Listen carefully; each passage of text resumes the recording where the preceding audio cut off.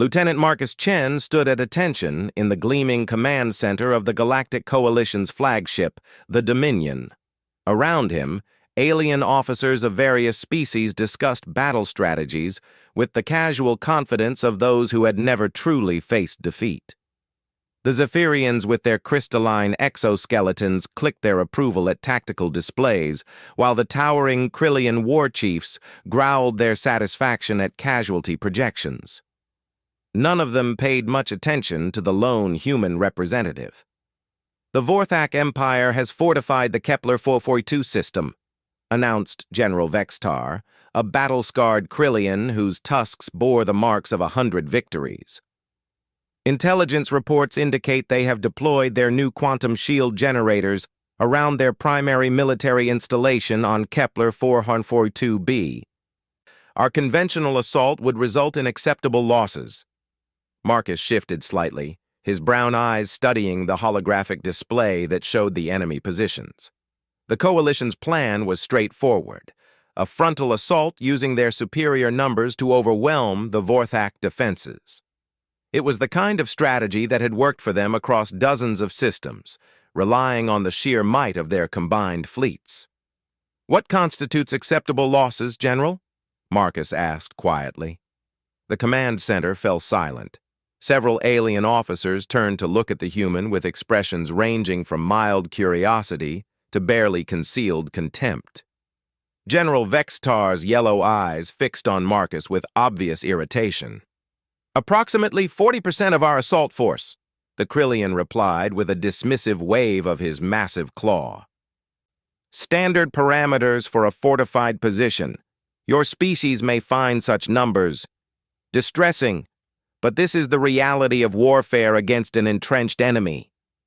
Marcus felt his jaw tighten, but kept his expression neutral. 40% meant roughly 200,000 Coalition soldiers would die in the assault, including thousands of humans from the recently integrated Earth Defense Corps. To the aliens, humans were still the newcomers, the species that had only achieved faster-than-light travel 15 years ago. They were seen as useful for their industrial capacity and their willingness to fight, but not for their strategic thinking. "Has the Coalition considered alternative approaches?" Marcus ventured. Admiral Zethris, the Zephyrian fleet commander, made a sound like wind chimes in a storm, the equivalent of a laugh. "Human, your people have been part of the Coalition for barely 2 decades. We have been waging interstellar warfare for millennia. The Vorthak position is impregnable except through overwhelming force." "Perhaps," Marcus said, studying the display more intently, "but impregnable is a relative term." The briefing continued for another hour, with various department heads presenting their assessments and logistical requirements.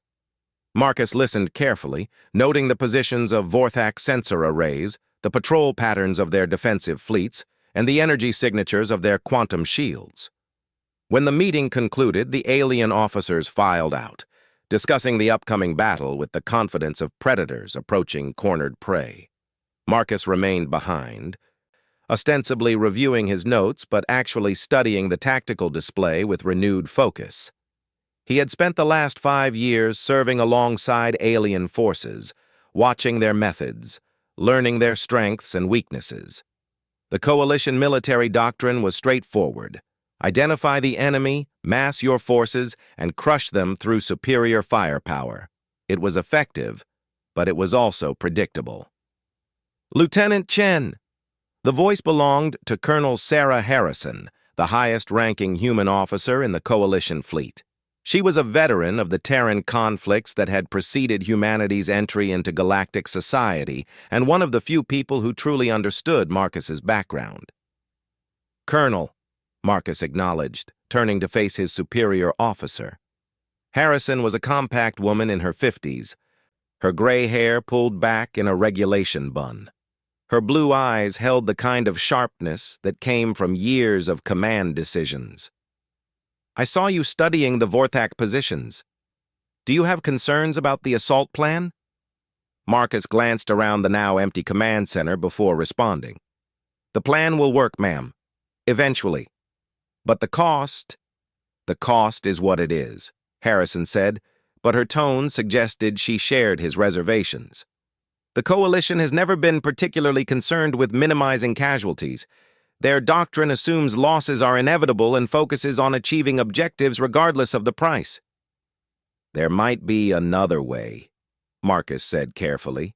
Harrison raised an eyebrow. I'm listening. Marcus activated the tactical display, zooming in on the Vorthak positions. The quantum shields are powerful, but they're designed to deflect large-scale bombardments and prevent massive fleet movements. They're not optimized for preventing small-scale infiltration. You're talking about special operations, Harrison observed. I'm talking about a precision strike, Marcus corrected. The Vorthak Command Center is located here, in the northern continent of Kepler 442b. If a small team could infiltrate the facility and disable the shield generators from within, the main fleet could move in without facing the full defensive array. Harrison studied the display thoughtfully. The Coalition has special forces units. The Krillian shock commandos are some of the finest warriors in the galaxy. They are, Marcus agreed, but they're also predictable. The Vorthak know Krillian tactics. They know Zephyrian stealth technology. They know how Coalition special forces operate because they've been fighting them for decades. He paused, meeting Harrison's gaze. They don't know how humans operate. The colonel was quiet for a long moment, considering the implications. Finally, she spoke. What exactly are you proposing, Lieutenant? Let me take a small team to Kepler 442b. We infiltrate the Vorthak facility, disable their shield generators, and signal the fleet to begin the assault. The aliens get their victory, but with minimal casualties. The Coalition Command will never approve a human-led special operation, Harrison said bluntly. They barely trust us with standard infantry roles. Then we don't ask for approval, Marcus replied quietly. We ask for permission to conduct reconnaissance. Once we're planet-side, we adapt to circumstances. Harrison studied him carefully. This isn't really about minimizing Coalition casualties, is it? This is about proving that humans belong in this war. Marcus met her gaze steadily. Respectfully, Colonel, this is about doing what's right. But if proving human capabilities is a secondary benefit, I won't complain. The colonel was silent for another long moment, weighing the risks against the potential rewards. Finally, she nodded. I'll see what I can do about getting you a reconnaissance mission. But Chen, if you're going to do this, you'll need to do it right. The Coalition Command is looking for any excuse to reduce human involvement in military operations. If this goes badly, it won't just be your career on the line.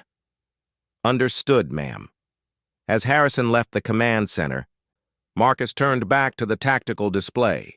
He had spent years studying alien military doctrine, learning their strengths and weaknesses, watching their successes and failures. But more importantly, he had spent those years carefully concealing his own background and capabilities.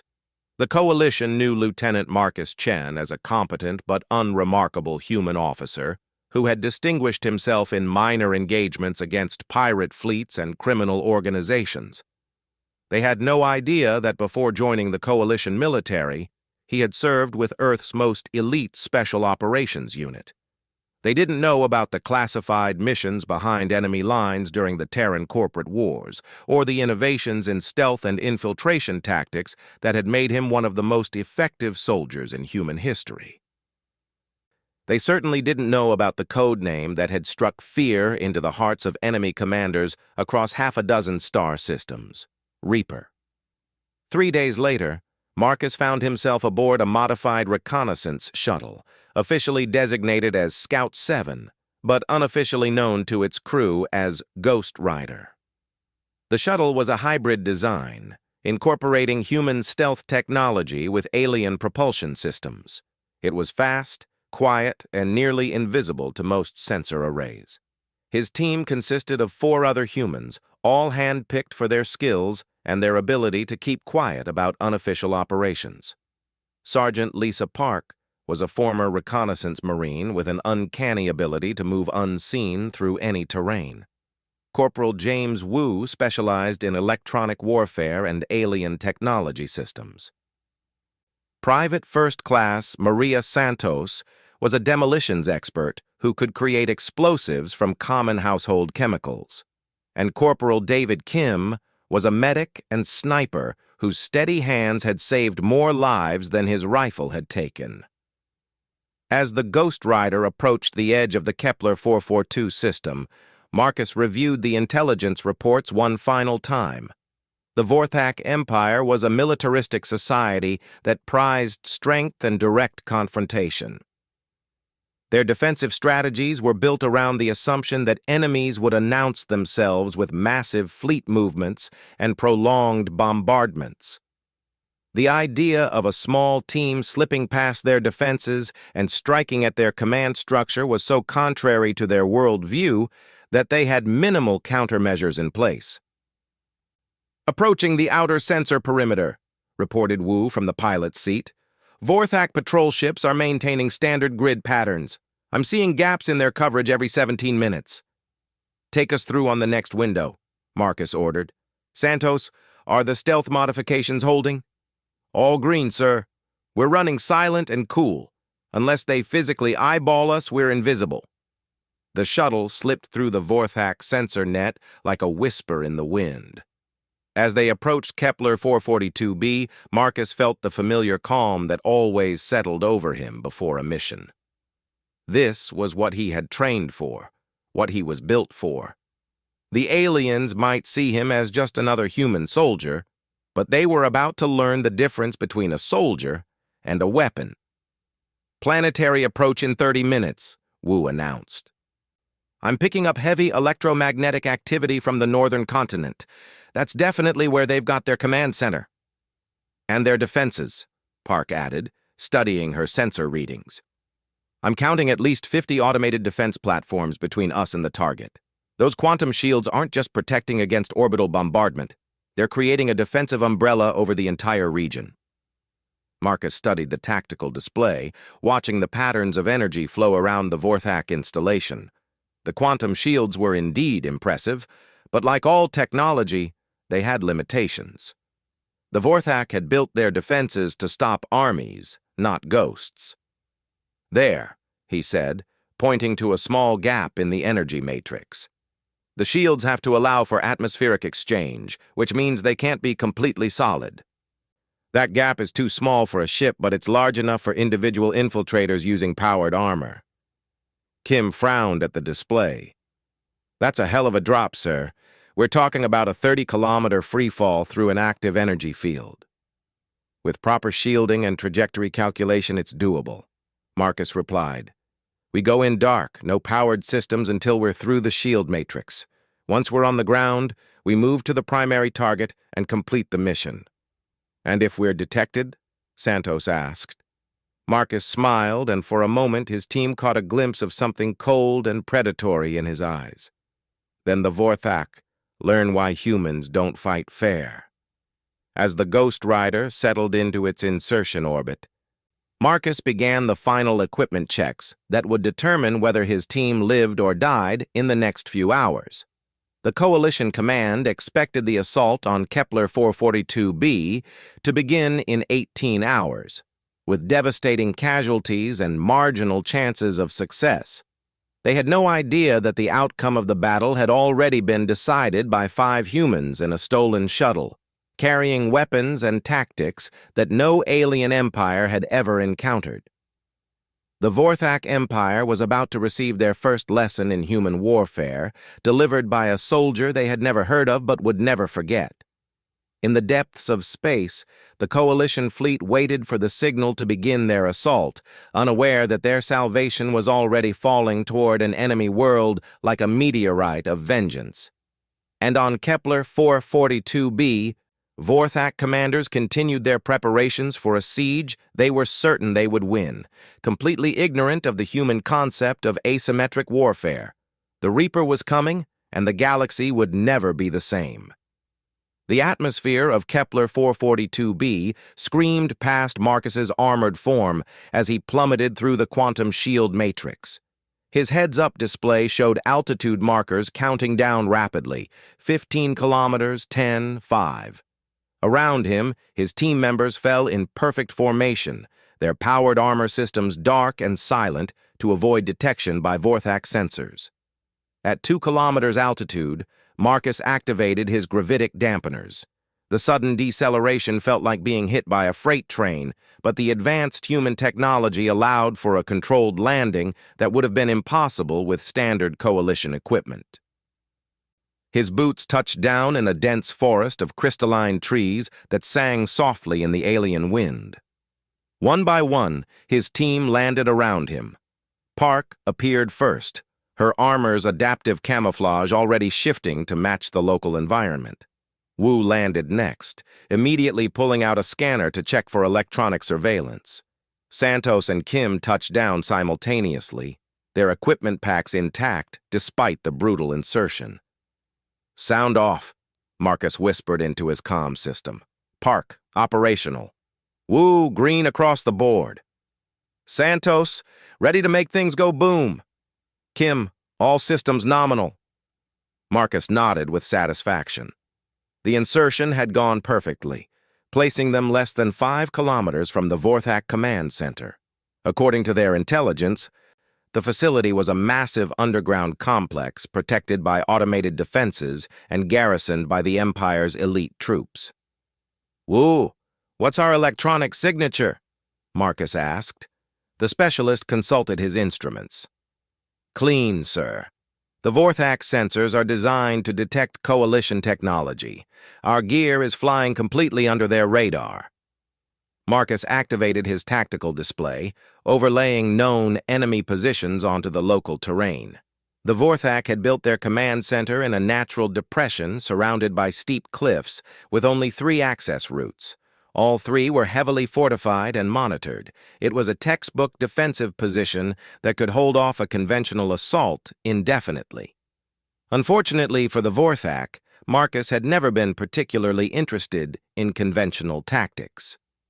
"Park, I need you to scout the perimeter defenses. Look for weak points, blind spots, anything we can exploit. Wu, start mapping their communication networks. I want to know how they coordinate their defenses." "What about us, sir?" Santos asked. "You and Kim are with me. We're going to take a closer look at the main facility." The team split up, moving through the alien forest with the practiced silence of professionals. Marcus had trained each of them personally over the past 3 years, sharing techniques and strategies that weren't part of any official military manual.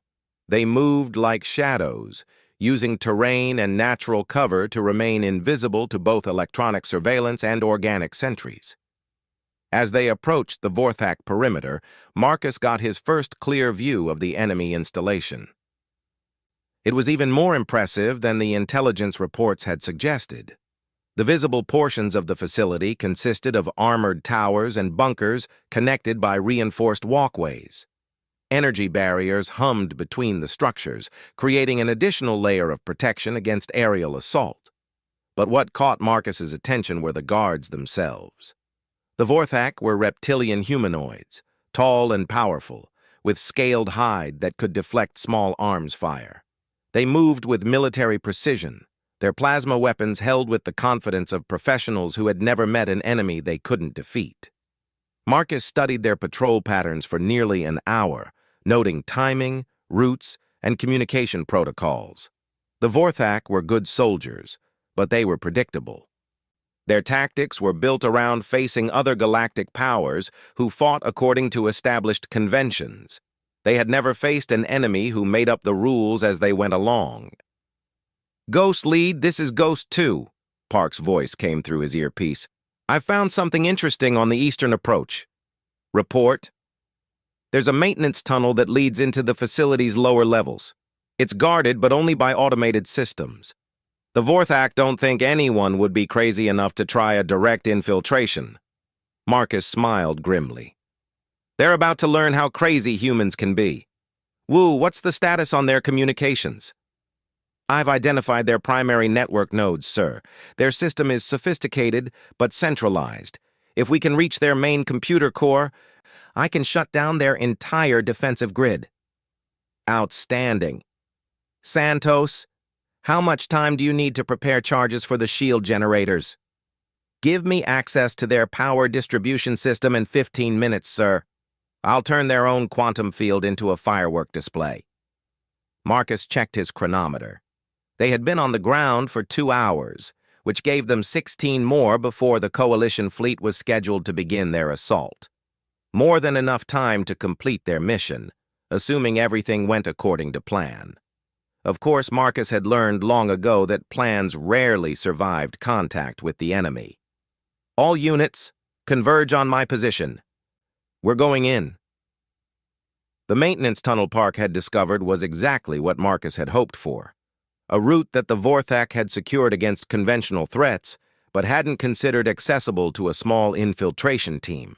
The automated defenses were formidable by galactic standards, but they were designed to stop large groups or vehicles, not individual soldiers using advanced stealth technology.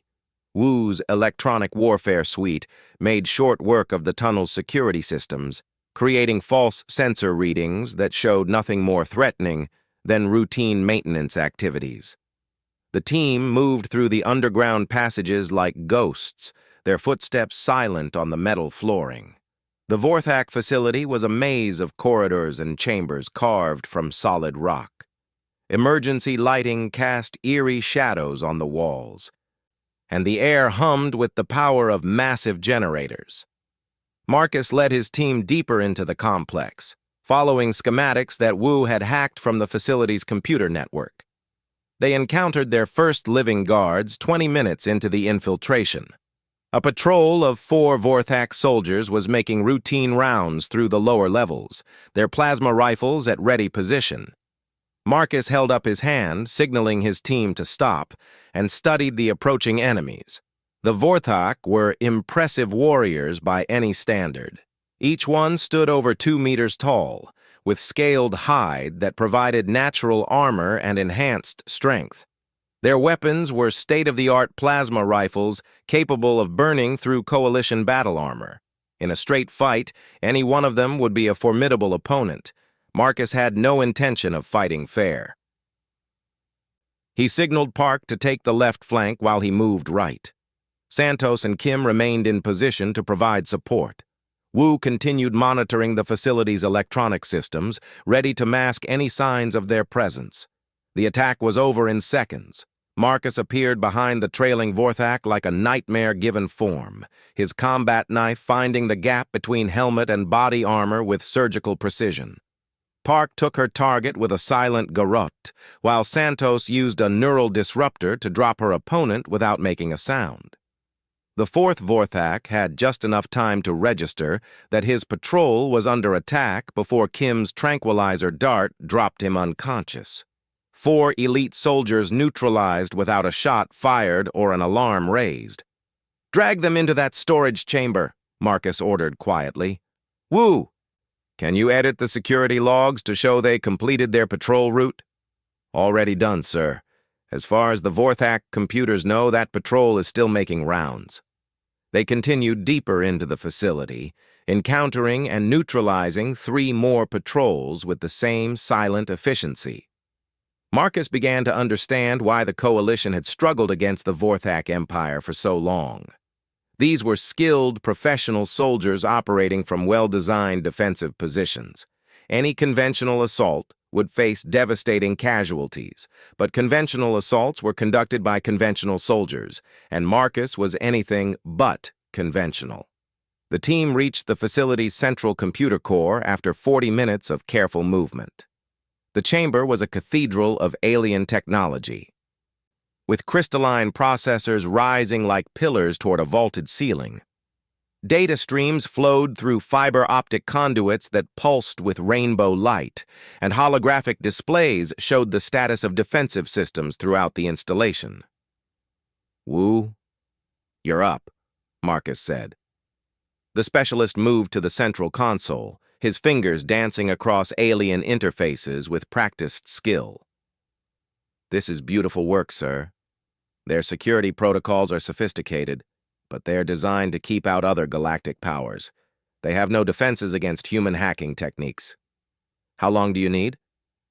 "Give me 10 minutes to map their system architecture, then another 5 to plant the backdoors. Once I'm done, we'll have complete control over their defensive grid." While Wu worked, Marcus studied the holographic displays showing the facility's layout. The shield generators were located in 3 separate chambers, each one heavily protected by both automated defenses and elite guard units. Getting to all 3 would require careful timing and a level of coordination that would challenge even his experienced team. "Sir," Park's voice came through his earpiece, "I'm picking up increased patrol activity on the upper levels. I think they're starting to wonder where those missing guards went." Marcus checked his chronometer. They had been inside the facility for nearly an hour. Even with Wu's electronic countermeasures, their presence was bound to be discovered eventually. "Wu, how much longer?" "2 more minutes, sir. I'm almost through their final security layer." "Make it 1 minute. Santos, Kim, start prepping the charges for the shield generators. We're about to go loud." As if summoned by his words, an alarm began wailing throughout the facility. Emergency lights bathed the computer core in pulsing red illumination, and the sound of armored boots echoed through distant corridors. "They've found the missing patrols," Wu reported, his hand still flying over the alien controls. "But the good news is, I'm in. I have complete access to their defensive systems." Marcus felt the familiar calm settle over him as the situation shifted from stealth mission to open combat. This was what he had trained for during years of classified operations that the Coalition Command knew nothing about. This was where Lieutenant Marcus Chen disappeared and the Reaper emerged. "All units, switch to combat protocols. Wu, shut down their internal security systems and seal the blast doors between us and the main garrison. Santos, you have explosive authorization. Kim, prepare for casualty treatment. Park, watch our 6. The computer core's blast doors sealed shut just as the first Vorthak security teams reached their location. Marcus could hear plasma weapons firing and armored fists pounding on reinforced metal. The doors would hold for a while, but not forever. "Shield generator locations marked on your HUD," Wu reported. "I'm feeding you real-time tactical data from their own sensors. You'll know where every enemy soldier is before they know where you are." Marcus studied the updated tactical display. The facility's garrison was converging on their location, but the shield generators remained lightly defended. If they moved fast and struck hard, they could complete their mission before the Vorthak could organize an effective response. "Here's how we play this," Marcus said, his voice taking on the cold, professional tone that his team recognized as their cue to prepare for violence. "Santos and Kim take the eastern generator. Park and Wu handle the western one. I'll take the primary generator in the central chamber." "Sir, that's the most heavily defended position," Kim protested. "You'll be facing at least 20 enemy soldiers." Marcus checked his weapons: assault rifle, sidearm, combat knife, and an assortment of grenades and specialized equipment. It wasn't much against 20 Vorthak warriors, but it would have to be enough. 20 enemies in a confined space," Marcus said quietly. "That's not a problem. That's a target-rich environment." He moved to the computer core's secondary exit, a maintenance hatch that Wu had unlocked during his electronic intrusion. The passage beyond was narrow and dark, leading toward the heart of the Vorthak facility, where the primary shield generator waited. As Marcus began his approach to what would become known as the Battle of Generator Complex Alpha, he reflected on the irony of the situation. The Coalition had sent him here as Lieutenant Chen, a competent but unremarkable human officer. But the enemies waiting in that central chamber were about to meet someone else entirely. They were about to meet the Reaper, and their empire would never recover from the encounter. The primary shield generator chamber was a vast, cylindrical space dominated by a massive crystalline structure that hummed with barely contained energy. 23 Vorthak elite guards had positioned themselves throughout the room, their plasma rifles trained on every possible entrance. They were the Empire's finest warriors, veterans of a dozen campaigns, survivors of battles that had claimed entire armies. None of them had ever faced a human in single combat. Marcus studied the chamber through a ventilation grate, his enhanced optics identifying each enemy position and cataloging their equipment. The Vorthak had deployed according to standard defensive doctrine, overlapping fields of fire, mutually supporting positions, clear lines of retreat. It was textbook defensive positioning that would stop any conventional assault cold. Unfortunately for them, Marcus hadn't been conventional for a very long time. He activated his combat systems, feeling the familiar surge of adrenaline as his armor's enhancement protocols engaged. His reflexes accelerated, his perception sharpened, and his tactical computer began calculating firing solutions with mechanical precision. The transformation from soldier to weapon was complete. Marcus dropped through the ventilation grate like a falling star. The first Vorthak died before the others realized they were under attack. Marcus's rifle spoke twice, precision shots that found the gaps in alien armor with surgical accuracy.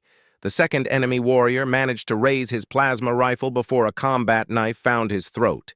Then the chamber erupted in chaos. Plasma bolts filled the air like deadly lightning, scarring the walls and ceiling as the remaining Vorthak tried to track their invisible enemy. Marcus moved between their positions like smoke, using the chamber's support pillars and machinery for cover. His rifle barked steadily, each shot claiming another life, each movement bringing him closer to the shield generator itself. "Contact! Human infiltrator in Generator Complex Alpha!" The Vorthak commander's voice echoed through the facility's communication system. "All units converge on my position." Marcus smiled grimly as he rolled behind a control console, avoiding a concentrated barrage of plasma fire.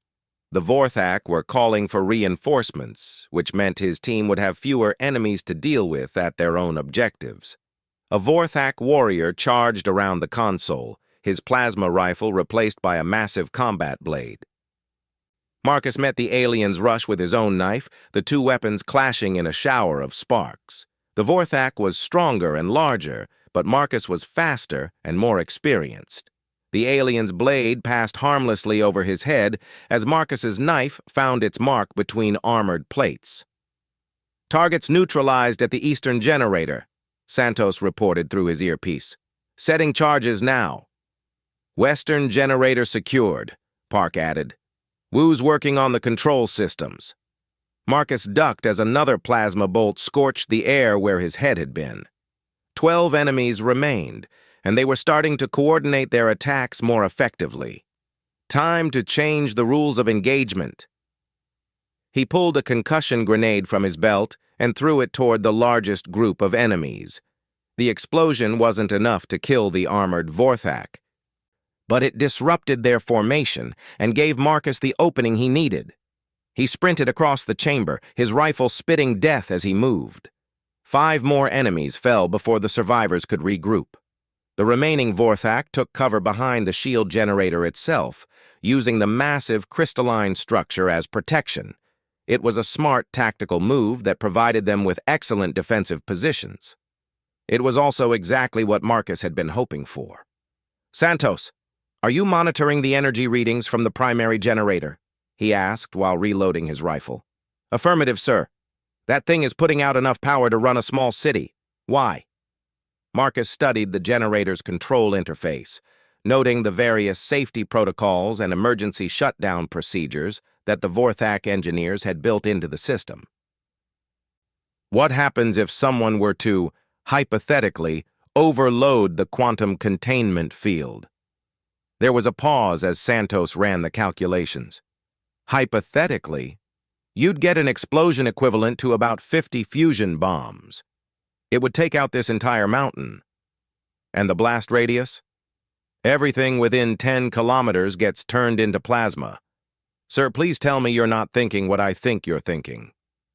Marcus was indeed thinking exactly that, but the plan was more sophisticated than simply blowing up the generator. He had studied Vorthak technology extensively during his years with the Coalition, and he knew that their quantum shield generators had one critical vulnerability: they could be turned into weapons. Wu, can you access the generator's control systems from your position? Marcus asked, while engaging the remaining Vorthak guards in a running firefight. Negative, sir. The primary generator has isolated control systems. Someone needs to physically access the main console.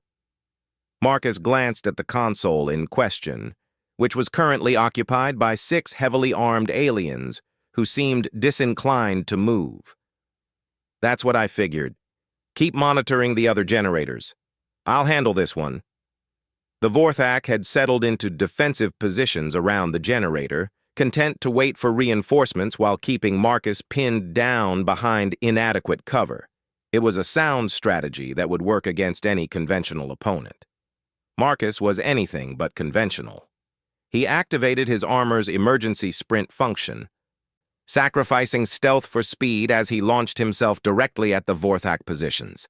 Plasma bolts seared the air around him, close enough to feel their heat through his armor's environmental systems.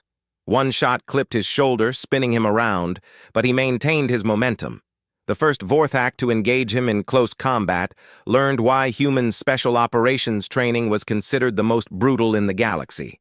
Marcus's enhanced reflexes and extensive combat experience turned the alien's superior size and strength into liabilities. Within seconds, the warrior was down, and Marcus had claimed his position behind the generator controls. The remaining 5 Vorthak converged on his position, their commander shouting orders in their harsh native language. Marcus worked frantically at the control interface, while plasma bolts scorched the air around him. The Vorthak quantum containment technology was sophisticated, but the basic principles were similar to human systems he had worked with before. Charging Eastern generator for controlled detonation, Santos reported. 30 seconds to boom. Western generator charges set, Park added. Ready for simultaneous detonation on your mark. Marcus's hands flew over the alien controls, making the adjustments necessary to turn the shield generator from a defensive system into an offensive weapon. The Vorthak engineers had never considered that someone might try to weaponize their own defensive systems, so they had built in minimal safeguards against internal sabotage. A plasma bolt struck the console next to his hand, showering him with sparks and molten metal. The Vorthak were closing in, their superior numbers finally starting to tell. Marcus had perhaps 30 seconds before they overran his position. 29 seconds was all he needed. His fingers found the final control sequence, and the generator's harmonic resonance shifted into a dangerous new configuration. Instead of creating a defensive shield, the massive crystalline structure began building toward a catastrophic energy release that would tear through every Vorthak defensive position in the system. All units, this is Ghost Lead, Marcus announced as he dove away from the control console. I've turned their primary generator into a directed energy weapon. When it fires, it'll punch a hole through their quantum shields big enough to drive the Coalition fleet through. And what about us? Wu asked with professional concern. Marcus glanced at the generator's countdown display, which showed 18 seconds until discharge. We're about to find out how good Coalition evacuation procedures really are.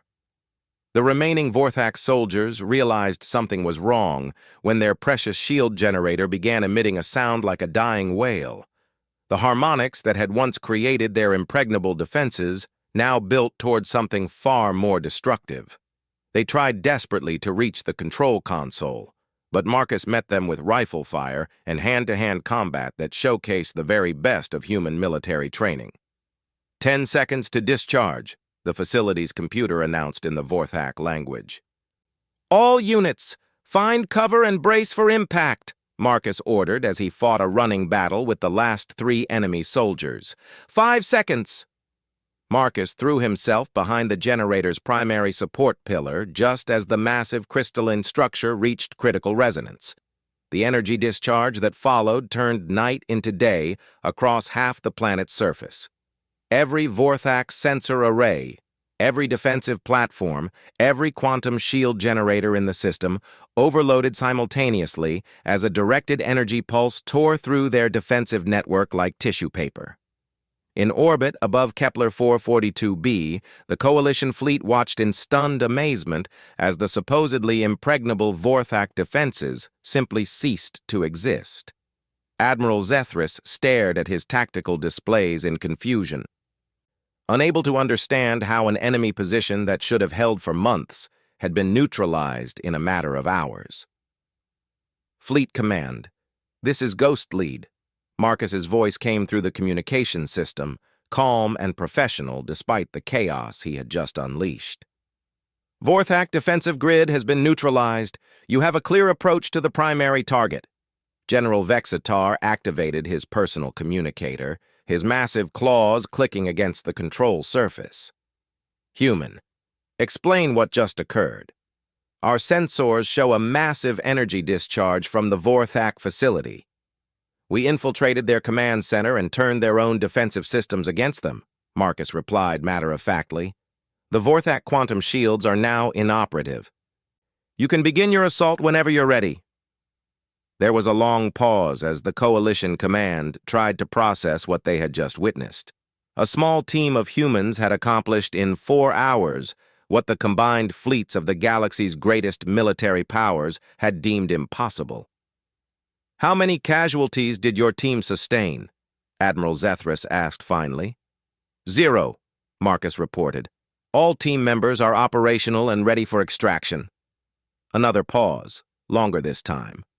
In the command centers of Coalition vessels, alien officers stared at each other in disbelief. The humans had not only completed an impossible mission, they had done so without losing a single soldier. Outstanding work, Lieutenant Chen. Colonel Harrison's voice came through the communication system. Extraction shuttles are en route to your position. As Marcus waited for pickup in the ruins of the Vorthak facility, he reflected on the day's events. The Coalition had seen humans as junior partners, useful for their industrial capacity and willingness to fight, but not as strategic assets. That perception was about to change dramatically. Sir, Park said as she approached through the wreckage, I think we may have made an impression on our alien allies. Marcus nodded, watching Coalition assault shuttles descend toward the now defenseless Vorthak positions. The question is whether they'll remember this lesson the next time they face an enemy they consider impossible to defeat. 3 weeks later, Marcus stood once again in the Coalition flagship's command center. But this time, the alien officers regarded him with something approaching respect. Admiral Zethris had personally requested his presence at the strategic planning session, and General Vexitar had recommended him for promotion and assignment to the Coalition's elite Special Operations Command. The hegemony has fortified the Proxima Centauri system, General Vexitar announced, his tone notably more respectful than it had been before Kepler 442b. Intelligence reports indicate they have deployed new defensive technologies that make their positions virtually impregnable. Marcus studied the holographic display showing enemy positions throughout the system. The hegemony was even more formidable than the Vorthak Empire, with defensive systems that incorporated technologies from a dozen conquered species. Lieutenant Chen, Admiral Zethris said formally, do you see any potential weaknesses in the enemy position? Marcus smiled slightly as he examined the tactical situation. The hegemony had indeed built impressive defenses, but like all static fortifications, they had been designed to counter known threats. They had no countermeasures against enemies they couldn't imagine. Give me a small team in 48 hours, Marcus said quietly, and the hegemony will learn the same lesson the Vorthak learned. The alien officers exchanged glances. They had witnessed the results of human tactical thinking firsthand, and they were no longer inclined to underestimate the species that had joined their alliance barely 2 decades ago. "What do you need?" General Vextar asked. Marcus turned back to the tactical display, already formulating plans that would turn the hegemony's strengths into weaknesses. The galaxy had spent centuries assuming that technological superiority and overwhelming force were the keys to military victory. They were about to learn that sometimes the most dangerous weapon was a single soldier with the right training and the willingness to break every rule in the book. The codename Reaper was about to become legend throughout the galaxy, and humanity's place in the coalition would never be questioned again. The age of human warfare had begun, and the stars themselves would tremble before it was over. In the depths of space, alien commanders who had never heard of Earth began receiving reports of impossible human victories and impossible human tactics. They spoke in hushed tones of a species that seemed to view warfare as an art form rather than a profession, soldiers who treated impossible odds as interesting challenges rather than insurmountable obstacles. They had underestimated humans as soldiers, but they would never make that mistake again. The Reaper had emerged, and the galaxy would never be the same.